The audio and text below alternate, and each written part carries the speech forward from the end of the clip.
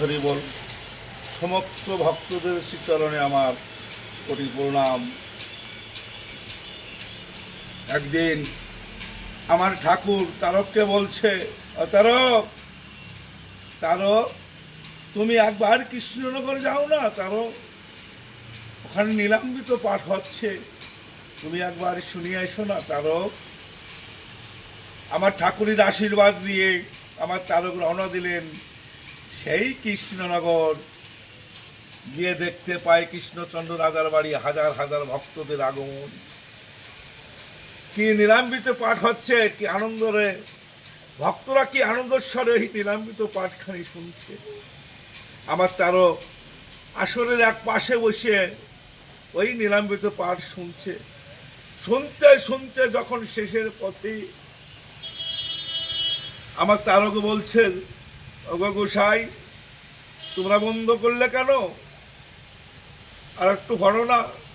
গোসাইরা বলছে, আর তো নেই গোসাই, খাতার পাতা তো শুধু সাদা দেখতে পাই, আর তো লেখা নাই। কবিয়াল তো এখানেই বন্ধ করে দিয়েছে। আমার তারক বলছে, না আছে, তোমরা একবার ভালো করে দেখো, আরো ওতে আরো ভালো লেখা আছে।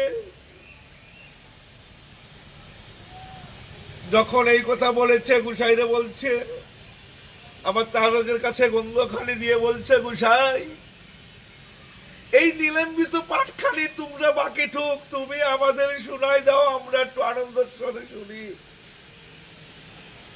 যখন আমার তারকের হাতে ওই পাঠ গন্ধখানি তুলে দিচ্ছে, তখন আমার তারক পাঠ শুরু করছে। পাঠ শুরু করার আগে মনে মনে বলছে, ঠাকুর আজ আজ তোমার এই কৃষ্ণনগরের পরীক্ষা, আজ তোমার নামে যেন কলঙ্ক না হয়। আজ তুমি নিজে এসে আমাকে এই পাঠ শুনিয়ে যাও। এই বলে পাঠ যখন শুরু করছে, ভক্তরা আনন্দস্বরে এই পাঠ শুনছে। শুনতে শুনতে চোখের জলে তাদের বুক ভেসে যাচ্ছে। এত সুন্দর সুর, এত সুন্দর রচনা, এত সুন্দর আমরা কোনোদিনও শুনতে পারিনি। এই গুসার বাড়ি এই কোথায়, এই গুসাই কোথার থেকে এসেছে, ভক্তরা এই চিন্তা ভাবনা করছে।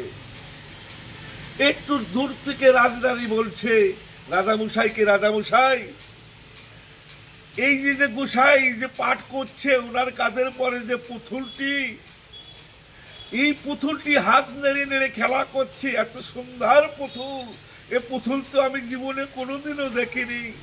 রাজামশাই ওই পুতুল কিনে তুমি কি আমাকে একবার কিনে দেবে? ওই পুতুল আমারও বড় পছন্দ হয়েছে।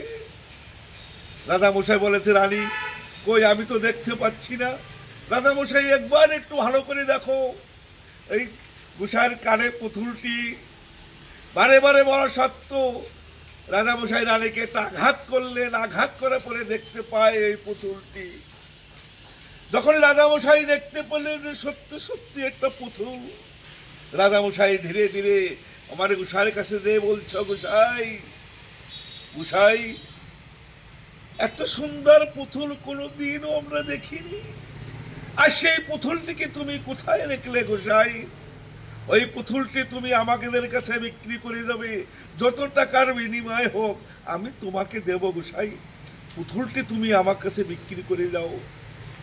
যখন এই কথা বলেছে, আমার তারক বলছে, রাজামশাই রাজামশাই এই পুতুল তো কোনোদিন বিক্রি হয় না, এই পুতুল তো কোনোদিন বিক্রি হয় না রাজামশাই। তলু আপনি যখন বলেছেন, কিন্তু এই পুতুল কিনতে হলে যে আমার সঙ্গে ওড়াকান্দি যেতে হবে, ওড়াকান্দি ছাড়া এই পুতুল কোথাও পাওয়া যায় না, একমাত্র ওড়াকান্দি পাওয়া যায় এই পুতুল।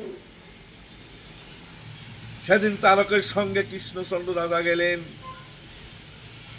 ওড়াকান্দি উপস্থিত হলেন। একটু দূর দূরান্ত থেকে দেখে আমার তারক বলছে, রাজামশাই আপনি পুতুল কিনতে চেয়েছিলেন, ওই তো সে পুতুল বসে আছে। এই যে সেই পুতুল, যে পুতুল আমার কাছে গিয়েছিল সেই পুতুল। কৃষ্ণচন্দ্র যারা রাজামশাই এই পুতুলের দিকে একবার তাকিয়ে দেখতে পায়, এই যে সত্যযুগের সেই নারায়ণ 36 কোটি দেবতা ওনার অঙ্গে। এই পুতুল কেনার মতন সামর্থ্য আমার নেই, যে জগতের পুতুল। এই পুতুল উড়াকান্দি আসলো কি করে? এই আজকে এই উড়াকান্দি ধন্য, ধন্য এই উড়াকান্দি, ধন্য এই উড়াকান্দির মানব জনম। রানীর কাছে গিয়ে বলছে, রানী তুমি বড় ধন্য, ধন্য তোমার মানব জনম। আজ তুমি ভগবানের সন্ধান পেলে, আজ তোমার কৃপাতে আমি একটা নদীর সাগরের সন্ধান পেয়েছি। কিন্তু ধন্য তোমার মানব জনম।